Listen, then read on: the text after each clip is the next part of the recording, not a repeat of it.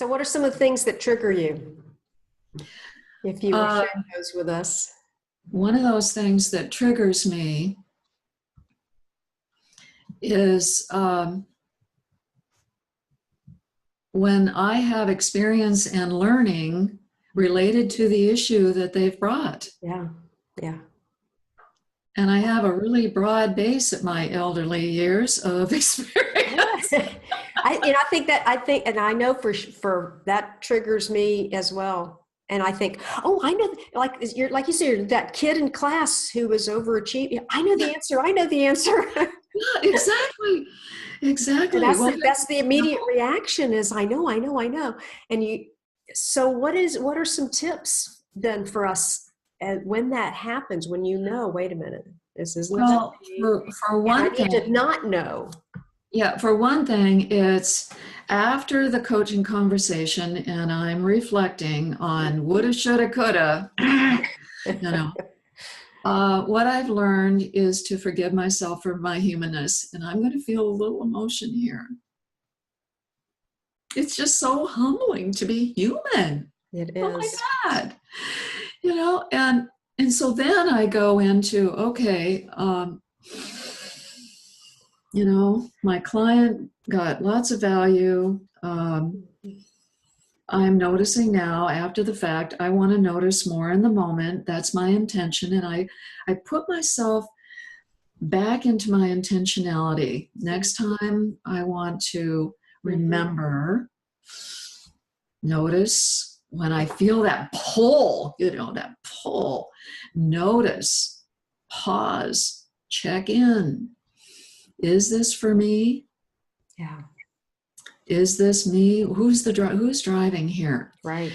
And then make a choice. And sometimes I just zip my lip and ask that next question or observation, and we move on.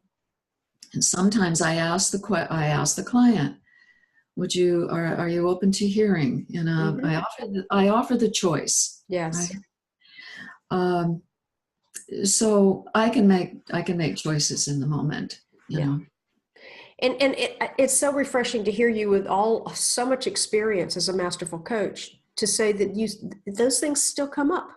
And I think that's an important thing for all of us to remember, that the masterful journey it's a journey, and we just keep going. One of the other things I wanted to get back to what you said about the humbling, and I know that this too was a trigger point for me. And I would sit on my hands. That's my signal, is to sit on my hands and kind of bite my tongue, to just shut up now, Meg, wait a minute. And sometimes the clients press you because they know that you have this kind of experience or background, and it's like, just give me the answer. And I would resist that. And here's what humbled me is I would resist. I'd ask another question, invite the client to explore it, what's going on. And I had a series of about 3 or 4 clients who actually came up with an answer so much better than mine could have been. I know. And I went, oh, I'm so glad I didn't say mine. Exactly. And I thought, thank you, universe, for giving me that message. And so that taught me, keep your mouth shut, Meg. You think you know, but maybe you don't. And that was a big one. Well, the other trigger for that is the I don't know. When you get an I don't know. Yes. And I have different tricks to manage the I don't know.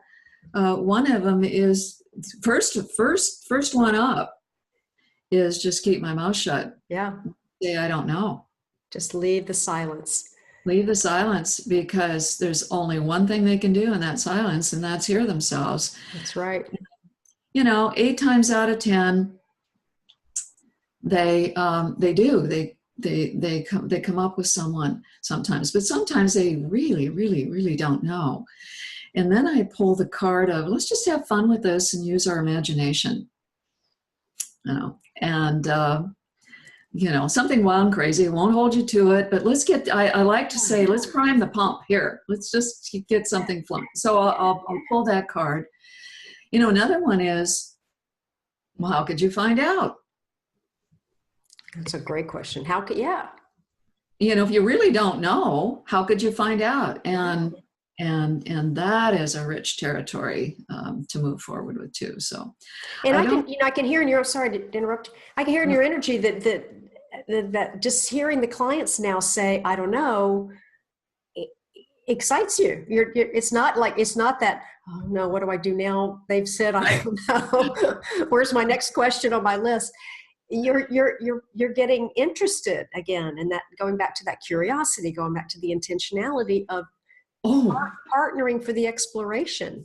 oh, Meg, here's a gem. Here's a gem with that. I don't know. Oh, well, after the silence, and then still, I don't know. What is your relationship to that, that feeling? I don't know. How does that feel when you don't Oh, know? good. What's your relationship to that? Is that a pattern in your life, the I don't know? Yeah, Yeah. that could be a very interesting because it may be something, as you say, a pattern that it's coming up frequently. Thank you for that. That had not Yeah. occurred. Yeah.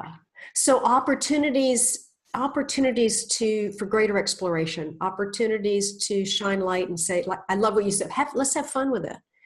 What's here? And I get back to my thing about that I struggle with sometimes, not being attached, because I'm a problem solver. And it's like, oh, here's a problem you don't know. We're going to find a solution. I want to find a solution. You don't know what, it's not about finding a solution in coaching. First of all, and secondly, you may not find one, and you may not find one in that. It's not my job to find one, and it may not happen in that session. Something may bubble up for the client the next day, or weeks later, or months later. You don't Well, know. at the level of mastery, it's that relates to the presenting issue. Okay, the presenting issue is never the real issue. We're all aligned on that one. Yes. And the temptation is to go right to solution. And so what we want to do at the more masterful level is begin immediately, right in establishing the coaching agreement. We want to begin immediately to help the client explore their relationship to that issue. Yes. Like, Yes. who are you being? What are you? Well, a good one is, how are you feeling about that situation? Mhm. Immediately starts going into the who versus the what. The what is the issue. Right? Yes. And as soon as you can take them down to what's that about? Yeah. What's really going on? And I, again, it's for me, as you know, I'm passionate about establishing the agreement and really spending the time there, because that word Yes. at the MCC skill level, it says fully explore. Fully explore. Fully, what does that fully mean? It means to go, you're going to be deep diving, you're going to be falling down like Alice. You may go down the rabbit hole. But trust that somebody has a flashlight in there, or something's going to spark, right? Be willing to just dive in and have fun and explore.